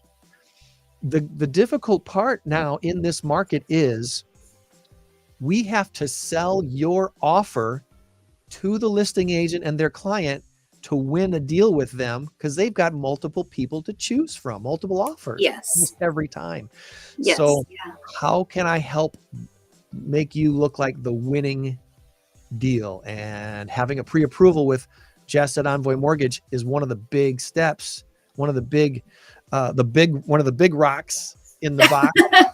I feel like you're giving me too much credit, but thank you for saying that. It's one of the most important things, because unless you're a cash buyer, you've got to have a strong lender that that the seller's going to like and want to work with. Yeah, I think that is extremely important. I think pre-approval letters, just in general, maybe the last, 12 months or so, have been really analyzed stronger than they ever have in the past, because you're right. I mean, a seller might have multiple to choose from. So they want to not only look, what are you willing to pay for this property, but who's your lender? Do I know them? Do they have a history of closing deals, or do they have a history of, things falling apart later on? And, can we reach them? If we need something from them, are they going to communicate with us? Are they available at night or on the weekends when a lot of banks are closed? I mean, all of that stuff is looked at. What type of financing, a buyer has, that's considered by a seller. Right. It really is. It's all part of the mix, and they've got decisions to make, because it's the price might be the most important thing on the contract offer, but it's not the only piece. Right. There's a lot of different pieces, and the price might be 20 to 25% of the overall picture of the importance of what's going into the offer. So it's more than just price. Well, some of the questions that we've heard about lending and mortgage loans these days, we just kind of defined what a mortgage is. How are current interest rates affecting affordability? Interest rates have been a topic of conversation with a lot of our clients, because just a couple years ago they were historically low. And now we're back to normal, and people feel like they're high, even though they're really high. So I mean, I get it, right? Like, I mean, we're gonna always compare today's rates to where rates were just a few years ago. I think that's normal human nature. So especially for younger clients who don't know any different. All they know is the past, we'll say 5 years or so, but we've had a really, really long streak, not just during COVID, but even prior to COVID, of sort of abnormally low interest rates. And I'll say that, like, when I started in 2010, rates were between 4 and 5.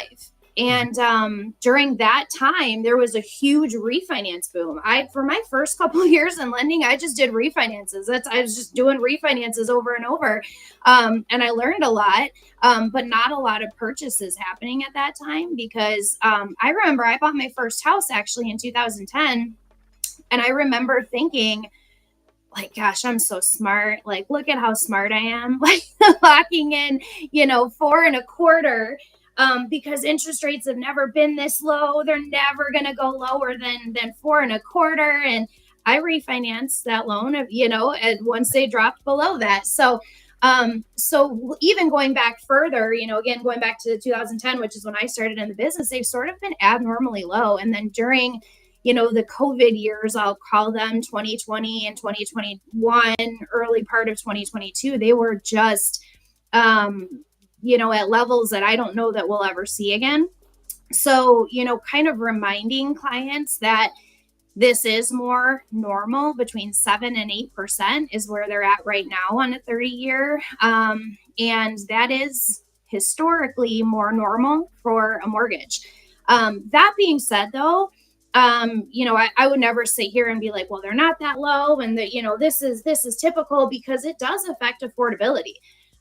Meaning, obviously, your payment is going to be higher at a 7% than it would have at a 5%, right? So one of the benefits, I think, of starting early and getting pre-approved is so you can determine your price range.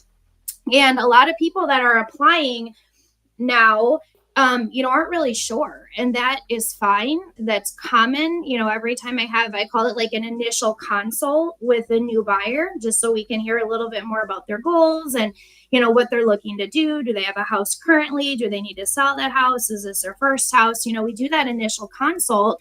And a lot of times clients are like, I don't really know, what I can buy. I don't know, what price point I should be looking in. So a lot of times we end up working backwards from where they want to keep their payment.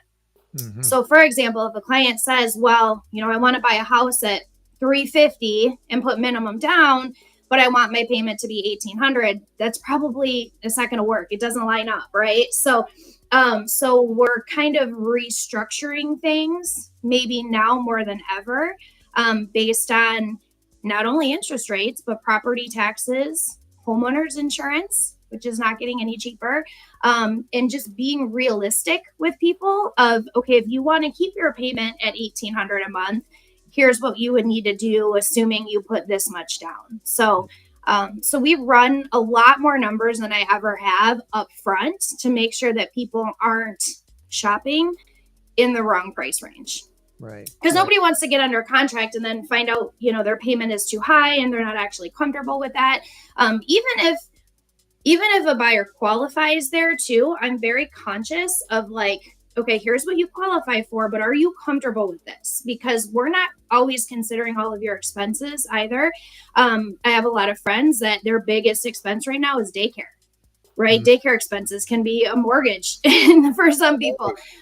So your expenses better than I do. And so I always ask people, is this comfortable for you? And if not, then maybe we need to, bring down or adjust the price point. And that's the important thing to remember, I think, is it's not, the rate is less important than the actual monthly payment. Yeah.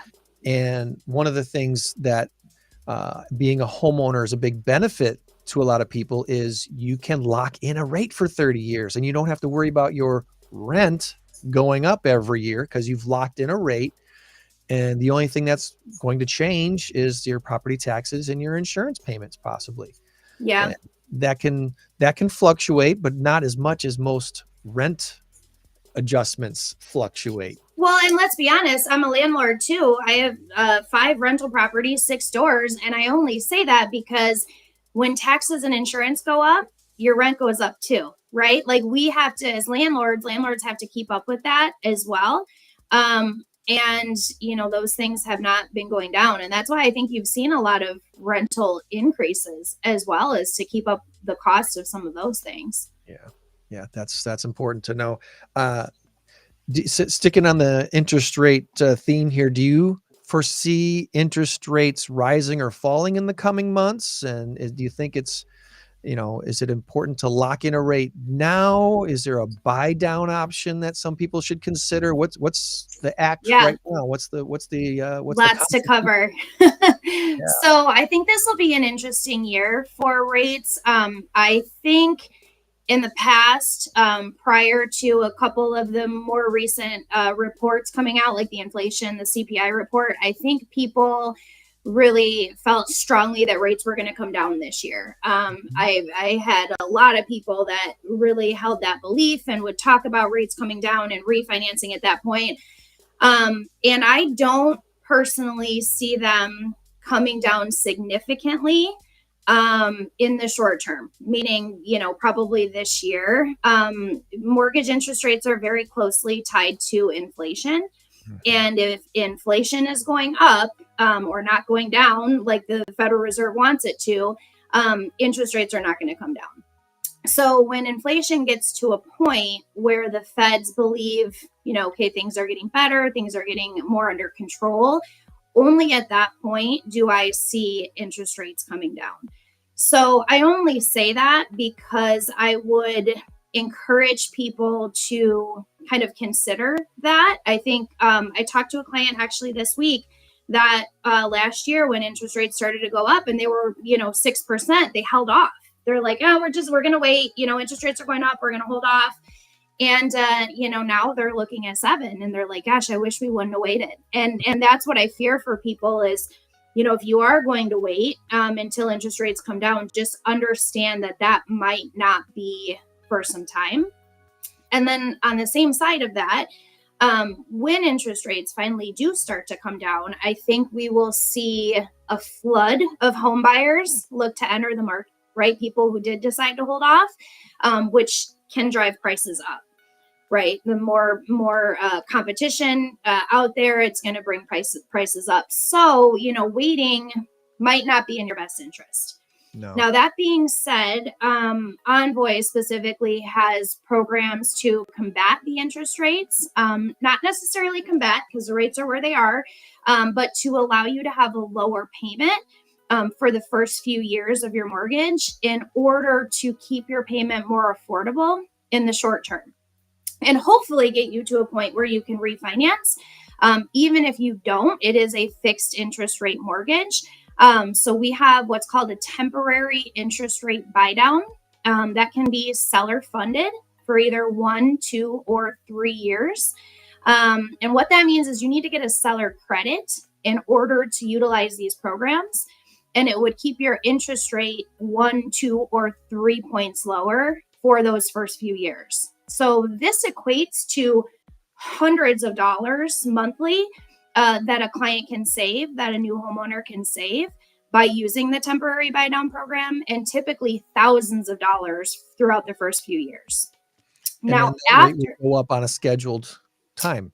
Correct. So for example, I'll just use a quick example, the 2-1 interest rate buy down. If the rate that the borrower qualifies for is 7%, right? That's the rate today where the borrower qualifies.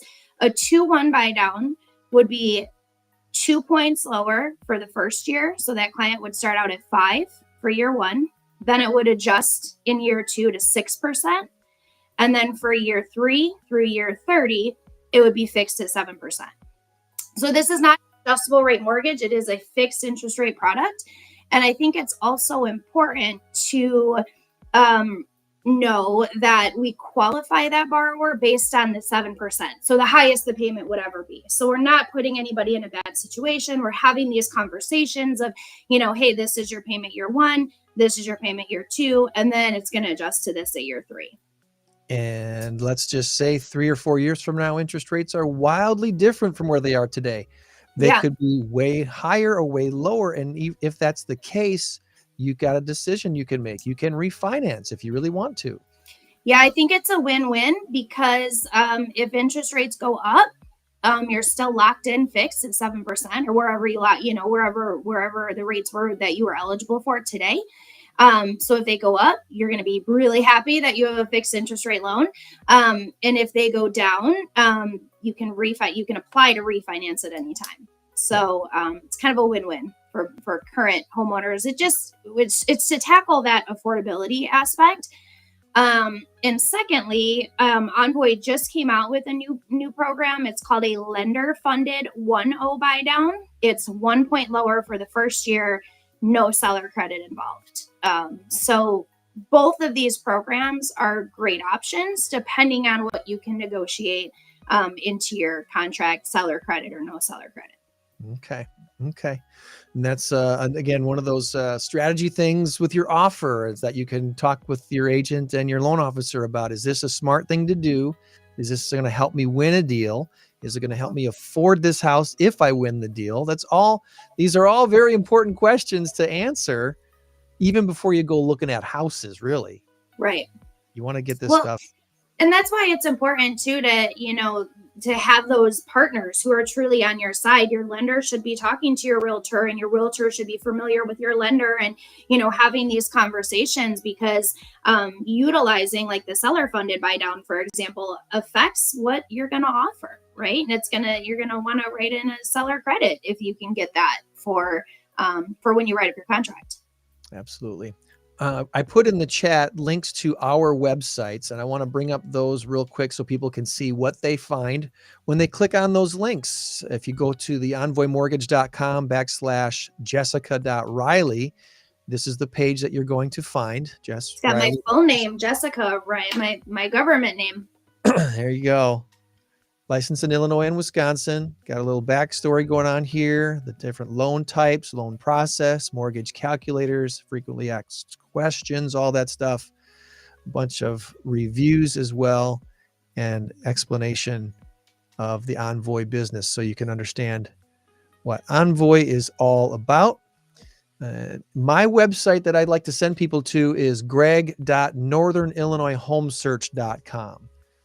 So my face might not pop up right away when you bring it up because I'm on Team Sold on Tony. As I explained earlier, I'm a part of a team of agents that has an awesome admin team that helps us take care of a lot of our paperwork. We have listing specialists that work exclusively with sellers, and then myself here working exclusively with buyers. So that's what you'll see if you go to our websites from those links today. Is there anything that a potential home buyer can do to strengthen their loan application in such a competitive market that we're in right now? Is there some piece of advice that you're giving people to say, here, let's make sure we include this on your loan app so that we can give you the best product available to help you aid you in your home purchase goals? Yeah, I encourage full disclosure. So what I mean by saying that is, if you're applying for a home loan, which the application process is super easy, that's something that I go over on those initial phone call discussions, but include all of your assets. As an example, that's one that people leave off a lot is, I'm going to include my checking account, my savings account. My savings account has my down payment funds. This is good enough kind of thing. It's a little bit easier, maybe a little bit less paperwork. But, if you have a 401k or you have mutual funds and some different investments, that can strengthen your loan application and therefore strengthen your pre-approval. So I always encourage everybody, include everything, include all income that you have. We may or may not be able to use it to qualify, but at least I want to know about it. And if I can use it, I will. Income has to be documented. Assets have to be documented. So of course, anything that you disclose on your loan application, we're going to ask for documentation of. So I think 401k is just an easy one because I think people are like, I don't really know where my 401k statement is, which to be fair, I also don't know where my 401k statement is. I could find it though. Either. We're not saying that you're pulling money out of it. Yep. We just know that it's there as Correct. a resource just Yep. in case. Yes. So I tell people, I'm like, include everything that you have because I want to give you credit for it. 401k, just like Greg said, if you know you are not using it to actually purchase the property, that's okay. If you're not pulling any money out of it, it's still counted towards what's called reserves. Reserves from a lender standpoint is money that you have that you've done a good job saving that's not being tapped into for closing. And having reserves can really strengthen a file, especially if you don't have super high credit or if you're putting less money down. Adding reserves can definitely strengthen your file. So yeah, just be honest, be transparent with your lender, and that really helps in terms of qualifying. And then we don't have to ask so many questions. But a lot of times, I'm like, do you have any other accounts or investments? And they're like, oh yeah, I have this 401k. I'm like, let's add that in. You know, give me a statement for that. Strengthen your application, make it look as good as it possibly can, because you're winning a couple different things. You're winning the best loan product that you can qualify for, and then with your pre-approval letter, you're trying to win a deal with a home seller by beating out other buyers with the best offer that they think they want to accept. Right. So there's a lot of different pieces there. One of the other questions that come up is probably more focused at me than you, but we can both talk about this. In today's market, how quickly do you recommend moving on a property that you find and that I found and I like? What's the timeline to house hunting today? And I think I kind of answered that earlier in the podcast here today about some clients having to lose an offer or two before really taking my advice about going all in on a house they love. The generic look at a real estate transaction is typically between 5 and 7 weeks. So about a month and a half between when you found the house and got it under contract to when you close on the house, get keys, and can take possession. That's very generic. That's not how every transaction goes, but that's how the majority of transactions go when it comes to the real estate market in Northern Illinois, at least in Southern Wisconsin. So in today's market, how quickly do you move on a property that you find? We've been in a speed market for over 2 years, probably closer to 4 years. A speed market meaning houses that are priced right are often sold and pending and under contract in 48 hours or less. When you see statistics, there's a statistic called days on market, DOM, and the days on market in the Rockford area has been as low as like 20 days or 18 days. I think at one point, in January, it was down to like 18 days, but that is all properties sold in the previous month. Some of those properties were sitting on the market for months before they finally realized they needed to lower their price because they were asking too much. Right. Other properties were just very poor condition, and it took a long time to find a buyer willing to take on the poor condition of the property. And then you have, I would say, the majority of homes that hit the market. They're ready to be sold. They're ready to be lived in. And you can write an offer on them the day that they hit the market and close probably 5 or 6 weeks after that. Yeah. So how quickly do you move on a property that you like? Today. Yeah, immediately. Today. Immediately. And I think that goes back to planning though, right? Like, gosh, if there's one key to this market, it's planning. It's planning ahead, having your pre-approval in place, knowing what you can afford, knowing what program you're using, looking at houses with your realtor and just knowing all of that ahead of time. If you wait until you find that property, it is too late. Yeah. There are other buyers who've been looking for 3, 6, 9 months already. Yeah. There are other buyers who have written 4, 8, 12 offers on houses and keep losing. Right. And now they're ready to go all in because they've finally learned their lesson of what that means.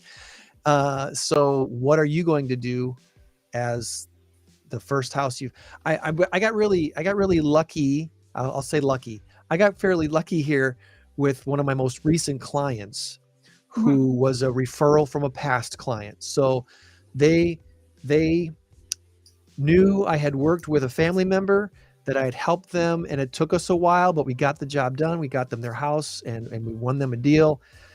This particular client saw me as the consultant that I am. And when we found the house they loved, they went all in. They went all in, and they still lost the first house they wanted to buy, even though they went all in. Like I told them that they needed to win. We just came up a couple $1,000s short, literally like $2,000 short from somebody else's better offer. So that hurts. It stings. And about a week and a day later, we found another awesome house, and we got it this time. So good. 2 houses, and that one we pretty much went all in again. Yeah. And so here we are, under contracts, waiting for the appraisal to come back to see just where we are at with the sales price we agreed to with the seller and the appraisal value that the appraiser is going to give it here probably in the next week or two. Do those meet perfectly, or are we out of whack? I don't think we're out of whack, but we might be $1,000 or $2,000 or $5,000 off. Yeah. And where do we go from there? I think too, it's important to kind of note though that does happen where you don't get the first house or the second house or the third house. And I said the key to this market is planning, but it's also patience and just kind of understanding that it's okay. And it just means that there's another one that's even better or an even better location. But it's really being patient and understanding that without getting down or, feeling upset. And I understand that's a lot of buyers are feeling that way, so lean on the team that you choose to, again, make your offers more competitive. Sometimes as simple as putting down more earnest money. When you make an offer on a home, you give what's called earnest money. And that's basically, I say it's like good faith money. I'm not going to change my mind or walk away for whatever reason. And so sometimes giving additional funds is more skin in the game, and a seller, might appreciate that. So kind of getting strategic with your team on how to make the best offer, but also understanding that, this market is unique and, willing to be patient. Yeah. Yeah, absolutely. Well, let's land this plane by going to the headline, which is down payment assistance programs. By the way, if you're just tuning in, I'm Greg Saunders with Team Sold on Tony at Keller Williams Realty Signature. I'm a buyer specialist on the team there. And then Jess Riley with Envoy Mortgage, there we go, is a mortgage loan officer you can meet with face-to-face here locally if you need to, which is a big deal in my opinion. It's very important to be able to work with someone who you can meet with face-to-face and get your questions answered by someone who knows what in the world they're talking about. So are there any specific government programs or down payment assistance options available for buyers in this current market? There are. I always tell people if down payment is holding you back from purchasing a home or even looking to see if you can purchase a home, do not let that hold you back. There is almost always down payment assistance available. Some of it is from a federal level. Some of it is from a state level. Here in Illinois, we have what's called IDA, IHDA, that stands for the Illinois Housing Development Authority. And IDA is a kind of umbrella organization that puts out various down payment assistance and down payment programs. And as long as I've been in lending, there's always been an IDA program. So I've been using IDA for a long time. Currently, there's actually 3 different programs that are available for buyers. All of them are percentage based, meaning they're a percentage of your purchase price, not of your loan amount, but of your purchase price. And in many cases, the down payment assistance can help out with not only down payment, but also closing costs. So depending on the grant that you choose, and do you want me to go through the grants, Greg? I don't know how much. Yeah. Okay. Yeah. So there's a forgivable grant available. It offers 4% of the purchase price. That one is capped at $6,000. and it is 0% interest forgiven over 10 years. So you have to keep that property, keep that loan, live in the home for 10 years. If you sell or move out or refinance, let's say in year 5 or anything less than 10, really, you would owe the prorated amount back to IDA. So meaning, if you got $6,000 at closing and you had that home for 5 years instead of 10, you would owe $3,000 back to IDA. You'd have to pay half of it back. Again, it's nice because it's 0% interest. So you're never paying back over and above what was given to you. But the longer you stay there, the more that's forgiven. So that's a forgivable. The second one offers a little bit more. It offers 5% of your purchase price. And this one is with a deferred payment. So what that means is it is repayable in full. It's 0% interest at the end of that loan term, or if you move out of the property. So let's say I bought it as my first house. I now made it into a rental property. When I move out, I would have to pay back the grant that I received at closing. For most people, I have to imagine it's going to be when they sell their property or when they refinance their home loan. That lien or that grant does get attached to their home as a lien. So we'll know about it. It's not something you can hide. But that 5% grant is available up to $7,500. So with $7,500 for a lot of people, that can cover their full down payment. And for some people, cover their down payment and their closing costs.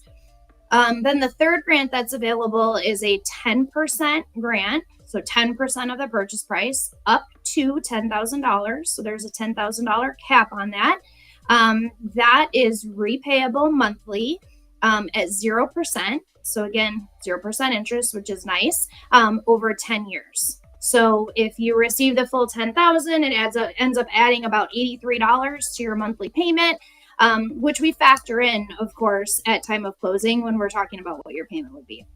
So all of that being said, not that anybody, would expect to remember all of that, but just know that there's down payment programs out there to help you with not just down payment, but also your closing costs. Yeah, there. And that's just it. It's which one fits your current financial situation the best. Right. That's what you want to talk to a loan officer like Jessica all about. And I guess as a way to land the plane for my side of things, and I think you'll agree, if people are waiting for rates to go down before buying their next house, should rates go down in any substance, the number of home buyers that are going to come out of the woodwork is going to shoot up home prices. Home prices will only increase if interest rates drop significantly. So what do you really want to do? Do you want to be a homeowner? Or do you want to play the game of the interest rates game, which is just it's not a game to play. It's it's like trying to. I bought a house last year, and this is what I tell people. I'm like, I love real estate. I believe in investing in real estate, both the roof over my head and as a landlord. And I bought a house last year when interest rates were not good. They had just gone up pretty significantly. And I'm still comfortable with my payment. Again, I look at payment very closely, and I'm comfortable with my payment. I know where I'm at in terms of rent. And when they do come down, I will refinance. But, I'm not betting on doing that this year and maybe even next year. But at some point I will, and that'll be great. That'll just be additional savings to me. Yeah. Absolutely. Absolutely. Well, can you think of anything that we didn't touch on that we want to before we wrap things up? I think we covered all of it. I did. You know what? I'm glad you said that. I have one thing to say. Pre-approvals. We've been talking about planning and starting early. Pre-approvals are good for 4 months. And I forgot to mention that. And I think that that's important because even if you're not planning, like let's say today, it's April, you want to buy closer to the end of summer. Start talking to us now. If you are pre-approved and everything looks good, that will get you all the way through the next 4 months. So it's important to know that. There you go. There you go. Good advice. And if you have any further questions for us, feel free to drop them in the comments here. We should be able to see them, and we're glad to help. Click on the links too. They're in the comments as well, so you can go right to our websites, and we'd be glad to catch up with you in person. All right. Cool. Thanks, Greg. Thanks for your time, Jess. Have a great rest of your week. You too. Thank you.